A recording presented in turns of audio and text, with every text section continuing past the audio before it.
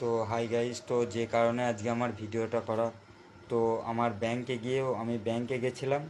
তো ব্যাংকে গিয়ে আমি বলেছিলাম যে আমার স্টেটমেন্টটা তুলে দিতে। তো ব্যাংকেও আমাকে বলেছে স্টেটমেন্ট আমাদের এই ব্যাংকে তোলা যায় না। আর নাদনঘাট স্টেট ব্যাংক, এই ব্যাংকেও আমাকে বলেছে নাকি স্টেটমেন্ট তোলা যায় না।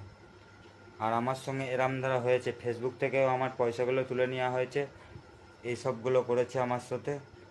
আর ব্যাংকে আমি বলেছি যে আমার সাইবার ক্রাইম থেকে বলেছে নাকি যে আমার স্টেটমেন্টটা তুলে নিয়ে আসতে আমাদের কাছে। তো আমি স্টেটমেন্টটা আমার তুলে দিইনি। এই সব করেছে ব্যাংকেও আমার সাথে। ব্যাংকে বলেছে কোনো স্টেটমেন্ট তোলা যায় না, আর এখন এই মুহূর্তে তোলা যাবেও না। আর আমাকে এরম ধারা কথা বলেছে। আর নাদনঘাট স্টেট ব্যাংক এইটা হচ্ছে বলেছে, কেন তোলা হবে না আমি সেটাও জিজ্ঞেস করেছি, তো বলেছে নাকি তোলা হবে না। আমাকে বলেছে এগুলো কেন আমার সাথে করেছে, তো আমি কি করে জানবো এগুলো কী জন্য করছে আমার সাথে। তো আমার ফেসবুক থেকেও অনেক টাকা তুলে নেওয়া হয়েছে, মিনিমাম অনেক টাকা বলতে অনেক টাকাই তোলা হয়েছে। আমি যবে থেকে আমার ইউটিউব চালু হয়েছে, ফেসবুক চালু হয়েছে, তো আমি তবে থেকেই আমি ভিডিও করি। আমার খুব ছোটোবেলাকার এটা অ্যাকাউন্ট।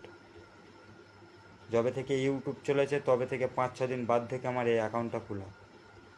আর আমার সঙ্গে এরম ধারা হয়েছে।